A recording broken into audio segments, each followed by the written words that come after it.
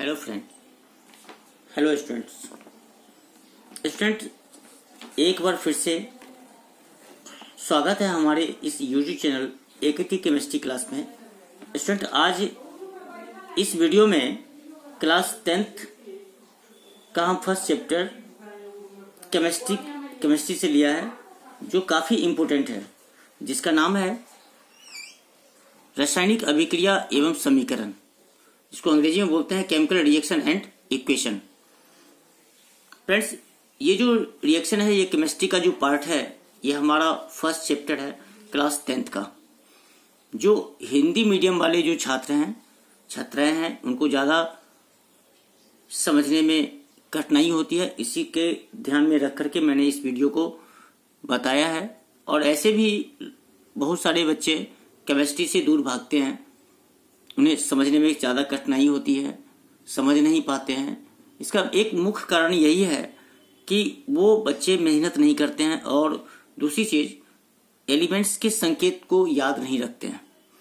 और हम आशा करते हैं कि आप केमिस्ट्री को अगर समझें तो बहुत ही इजी है, और इसका जो एक एक पॉइंट अगर आप ध्यान से देखें तो ये ज़्यादा इम्पोर्टेंट साबित होगा और आपको समझने में भी कोई कठिनाई नहीं होगी। तो स्टूडेंट्स, हम स्टार्ट करते हैं। ये क्लास 10th का जो पहला चैप्टर है हमारा, रासायनिक अभिक्रिया एवं समीकरण, जो एक बहुत ही इम्पोर्टेंट टॉपिक है। इसमें से आपको एग्जाम में बहुत सारे क्वेश्चन पूछे जाते हैं। 1 मार्क्स का भी क्वेश्चन होता है, 2 मार्क्स का भी क्वेश्चन होता है, और आपको लॉन्ग टाइप क्वेश्चन भी पूछा जाता है। इसमें बैलेंस करने के बारे में ज़्यादा पूछा जाता है। हम एक एक टॉपिक पर बात करेंगे और एक एक चीज़ को हम बहुत ही बारीकी से आपको समझाने का प्रयास करेंगे। बस आप हमारे साथ बने रहिए, पढ़ते रहिए ध्यान से, ताकि आपको हर चीज़, हर बात आपको समझ में आए।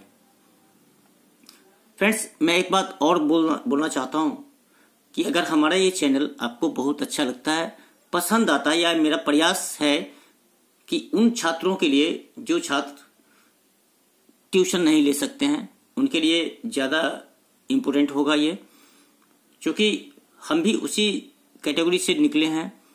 इसलिए हमारा वो प्रयास होता है कि जो गरीब तबके के लोग हैं, जो पैसा अफोर्ड नहीं कर सकते हैं, जो ट्यूशन नहीं पढ़ सकते हैं, घर पे ही अपना स्टडी करते हैं, उनके लिए ज़्यादा लाभप्रद होगा।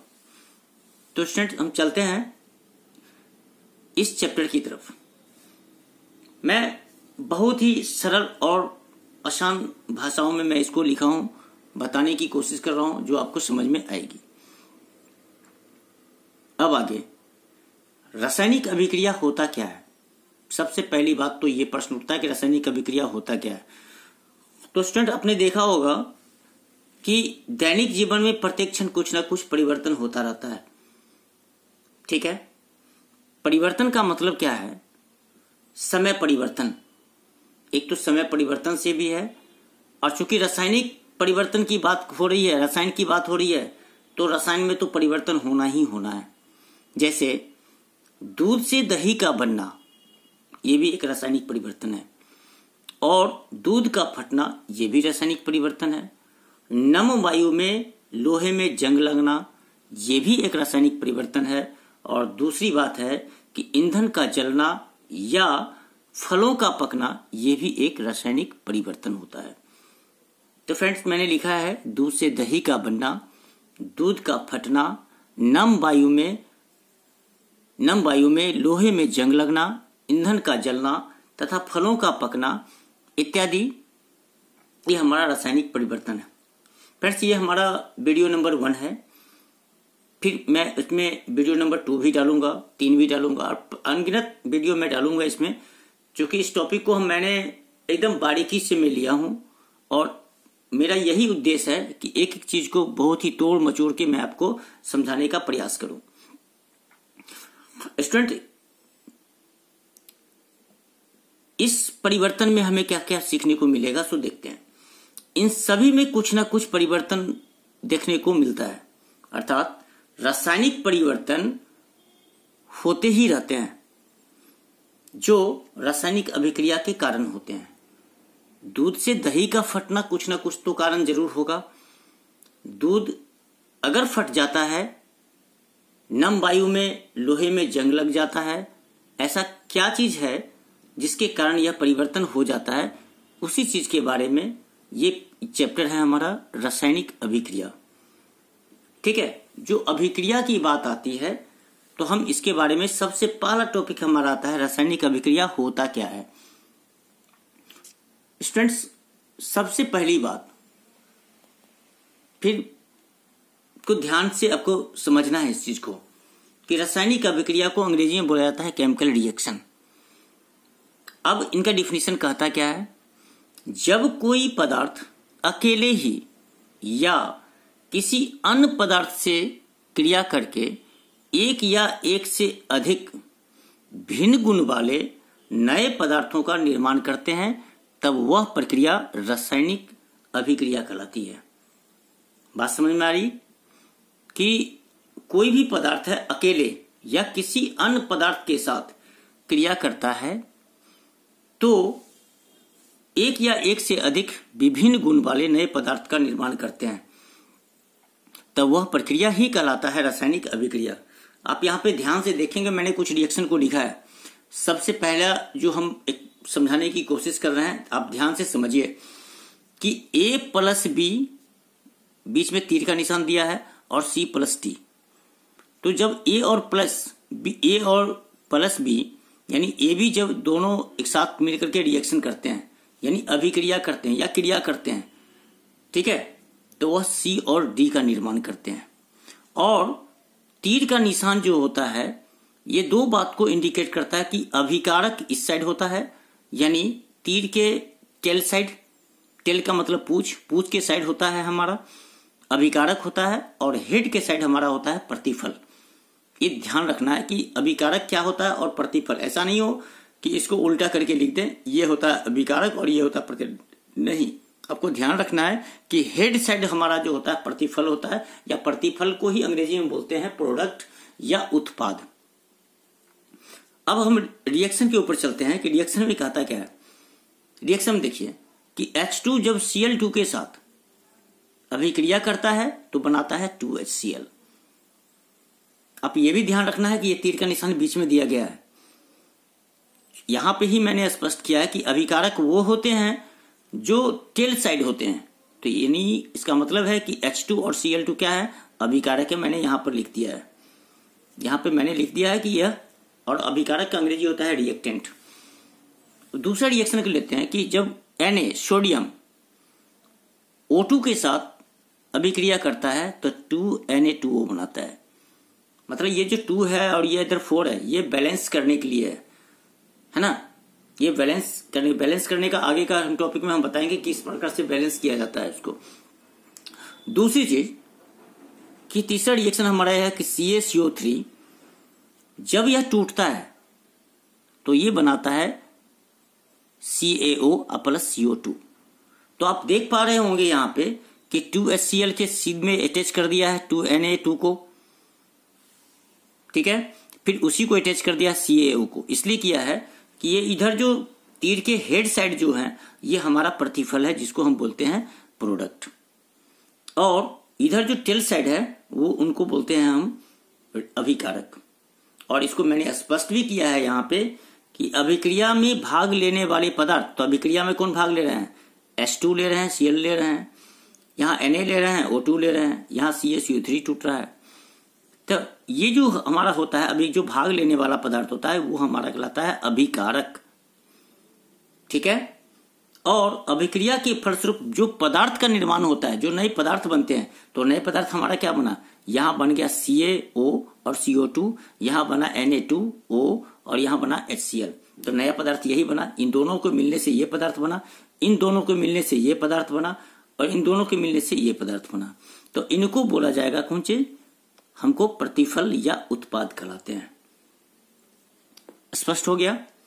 ध्यान फिर से आप समझिए कि तीर के राइट साइड, तीर के राइट साइड, देखिए यहां पे मैं लिख देता हूं, ऐसा भी लिख सकते हैं कि LH side, LHS gives RHS, यानी लेफ्ट हैंड साइड और राइट हैंड साइड।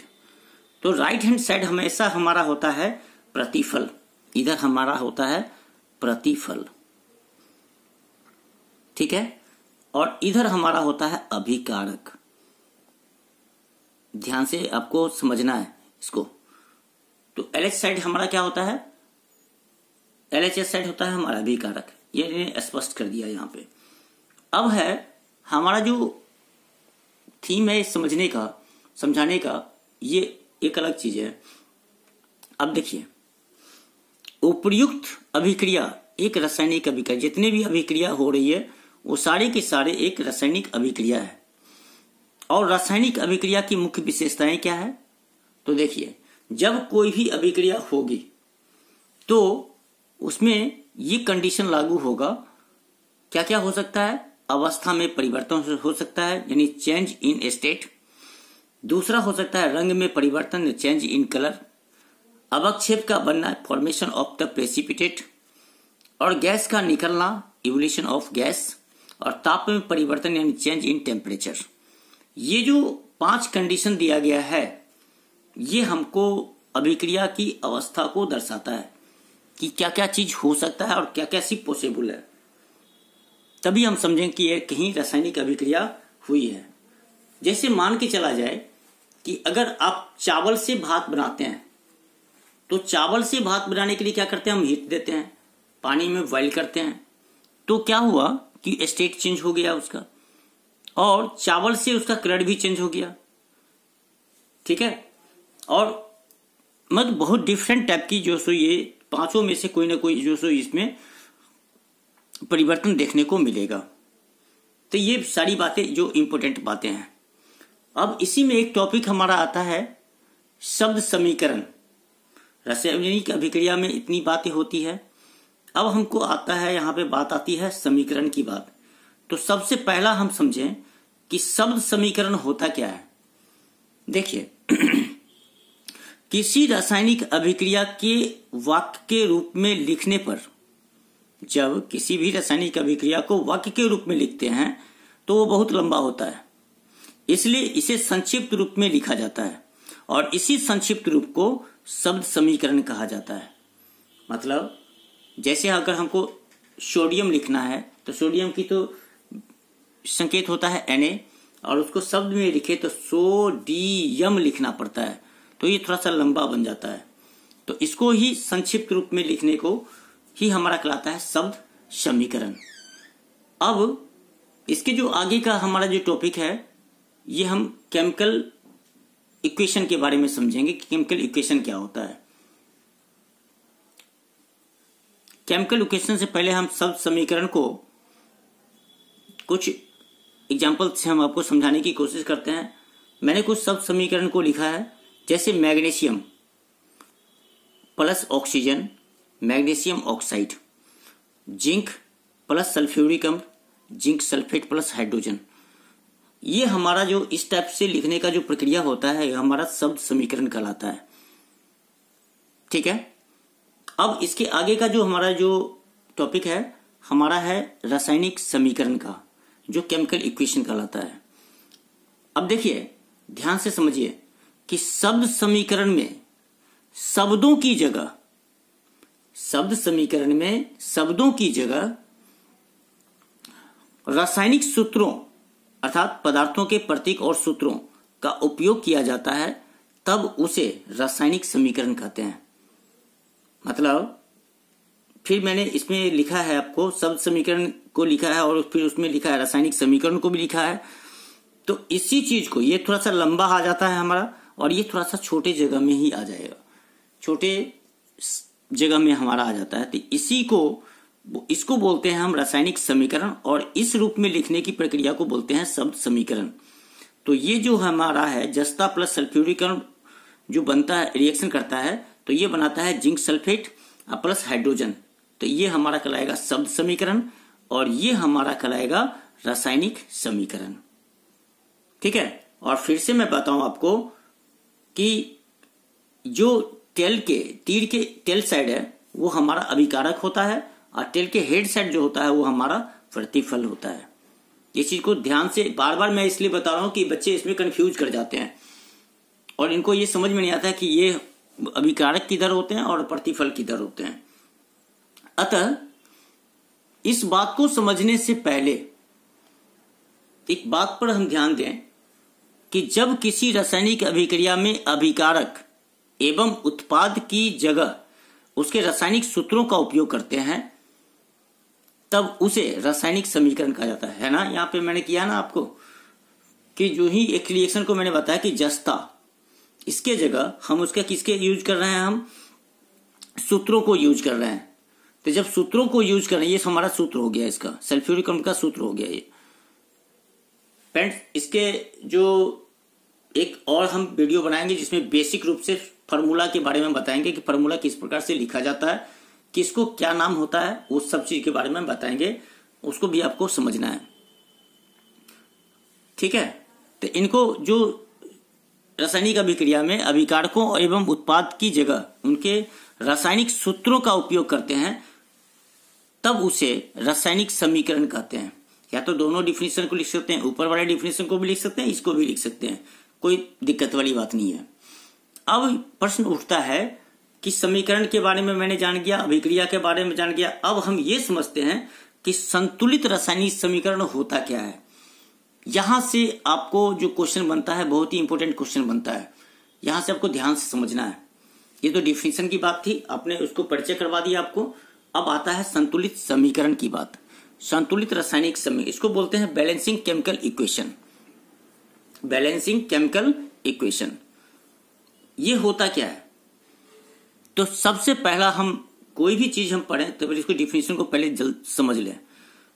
मैंने डिफिनेशन को भी लिखा है इसमें ताकि आपको नोट्स बनाने में कोई दिक्कत नहीं हो और आंसर लिखने में कोई दिक्कत नहीं हो। वे रासायनिक समीकरण जिसमें अभिकारकों तथा उत्पादों में भिन्न तत्वों के परमाणुओं की संख्या बराबर होती है। ठीक है, विभिन्न तत्वों के परमाणुओं की संख्या बराबर होते हैं, उसे संतुलित समीकरण कहा जाता है।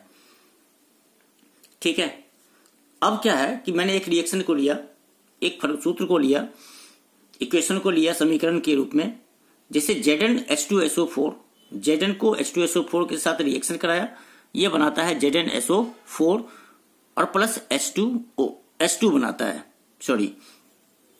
अब हमने क्या किया कि इसको समझने के लिए संतुलित कैसे होगा, ये संतुलित है या नहीं है, इसको समझने के लिए सबसे आसान ट्रिक है कि तत्व को पहले पहचान लीजिए कि तत्व इसमें है कौन कौन से। तो आप ध्यान रखें कि इसमें एक है Zn, एक है H, एक है S और दूसरा है O।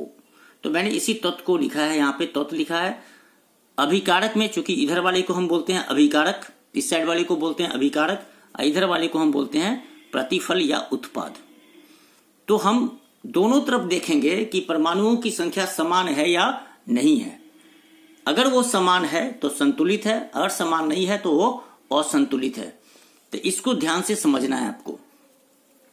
मैंने इसमें तत्व के बारे में लिखा तो 4 तत्व हमारे पास मौजूद हैं। और अभिकारक में परमाणुओं की संख्या के बारे में बात करें तो यहां पे है Zn इधर 1 है तो मैंने 1 लिखा, H इधर 2 है तो 2 लिखा, S इधर 1 है तो S 1 लिखा, O इधर 4 है तो 4 लिखा। इधर देखिए Zn उत्पाद की तरफ कितने हैं, 1 है, S कितने हैं, S जो हमारे 1 है 1 लिखा, O कितने हैं 4 है तो 4 लिखा, H2 कितने हैं 2 है तो 2 लिखा। अब यहां पे देखिए कि Zn की संख्या अभिकारक में कितनी है, 1, तो उत्पाद में भी है 1। H की संख्या कितनी है 2, तो इधर भी है 2। S की संख्या कितनी है 1, तो इधर भी है 1। O की संख्या कितनी है 4, तो इधर भी है 4। तो ये जो समीकरण दोनों तरफ जो परमाणुओं की संख्या समान है, इसलिए यह समीकरण का नाम हो जाता है संतुलित रासायनिक समीकरण। ठीक है, आप हमारी इस वीडियो को बार बार देखिए, पढ़िए, नहीं समझ में आता है एक बार नहीं 2 बार चला के देखिए, फिर आपको ये चीज स्पष्ट हो जाएगी। अब प्रश्न उठता है कि संतुलित समीकरण के बारे में तो मैंने जान लिया, अब हम जानते हैं असंतुलित समीकरण के बारे में। अब असंतुलित की बात तो पहले ही मैंने आपको समझाया कि अगर परमाणुओं की संख्या समान है तो संतुलित है, और समान नहीं है तो वो असंतुलित है। तब देखिए कि असंतुलित रासायनिक समीकरण डिफिनेशन क्या है। असंतुलित रासायनिक समीकरण वह रासायनिक समीकरण है जिसमें समीकरण के दोनों ओर तत्वों के परमाणुओं की संख्या समान नहीं होती है। जैसे मैंने एक समीकरण को लिया जिसमें H2 और O2 ये बनाता है H2O। अब इनमें देखेंगे कि इनमें परमाणुओं की संख्या समान है या नहीं। ठीक है, तब यहां देखिए कि उसमें कितने थे, 2 तत्व थे, तो हम H और O थे। अभिकारक में परमाणुओं की संख्या 2 है तो उत्पाद में भी 2 है, और O की जो संख्या है अभिकारक की तरफ ऑक्सीजन की वो 2 है, लेकिन उत्पाद की तरफ कितना है, 1 है। तो आप समझ सकते हैं कि इधर परमाणुओं की संख्या क्या है, असमान है, यानी समान नहीं है। तो मैंने लिखा है यहाँ पे कि दोनों ओर हाइड्रोजन परमाणु की संख्या तो समान है, किंतु ऑक्सीजन के परमाणुओं की संख्या समान नहीं है, इसलिए यह समीकरण असंतुलित समीकरण है। ठीक है, बहुत ही आसान है समझना। अब हम ये समझें कि रासायनिक समीकरण को किस प्रकार से लिखा जाता है, रासायनिक समीकरण को किस प्रकार से लिखते हैं। तो मैंने कुछ स्टेप्स लिखा है यहाँ पे, उसको ध्यान से समझना है। क्या है मेरा स्टेप, देखिए फर्स्ट स्टेप है हमारा कि अभिकारकों को उनके संकेतों या अनुसूत्रों के पदों में समीकरण के बाईं ओर यानी LHS की तरफ लिखा जाता है, यानी बाईं ओर लिखा जाता है। बाईं ओर का मतलब लेफ्ट हैंड साइड की ओर लिखा जाता है। दूसरा स्टेप में लिखा है कि उत्पादों को दाईं ओर लिखा जाता है। तीसरा स्टेप लिखा है हमने अभिकारक और उत्पाद के बीच तीर लगाया जाता है। और फोर्थ स्टेप लिखा है हमने कि अभिकारकों के बीच प्लस धनची लगाते हैं, और उत्पाद 1 से अधिक होने पर उनके बीच भी धन का चिन्ह लगाते हैं। जैसे A+B, उत्पाद अगर एक ही अगर होता, मान के चलते हैं कि D नहीं होता, सिर्फ C होता तो C छोड़ देते, लेकिन अगर इसके बाद D भी है तो इन दोनों के बीच क्या होगा, प्लस का साइन लग जाएगा। जैसे Zn plus H2SO4 gives Zn SO4 plus H2O। अगर H2 नहीं होता तो ये प्लस का साइन नहीं होता। ठीक है, ये तो हमारा लिखने का, समीकरण लिखने का नियम हमने बताया। अब इसके जो अगले वीडियो हैं उसमें हम जानेंगे कि समीकरण को संतुलित कैसे किया जाता है। मैंने इस वीडियो में मैंने आपको बताया कि संतुलित समीकरण क्या होता है, असंतुलित समीकरण क्या होता है, रासायनिक अभिक्रिया क्या होता है, रासायनिक समीकरण क्या होता है, शब्द समीकरण क्या होता है। अब हम इसके सेकंड वीडियो में हम यह जानेंगे कि समीकरण को संतुलित किस प्रकार से किया जाता है, हम इसके बारे में जानते हैं। ठीक है, ओके फ्रेंड्स, फिर से मेरा एक रिक्वेस्ट है, अगर यह हमारा वीडियो अच्छा लगता है तो प्लीज लाइक, कमेंट और सब्सक्राइब जरूर करें, और बेल आइकन को तो जरूर ही दबाएं, ताकि जब भी हम कोई नया वीडियो डालें तो उसका नोटिफिकेशन आपको उसी वक्त आपको मिल जाए। तब तक के लिए गुड बाय, थैंक्स, धन्यवाद।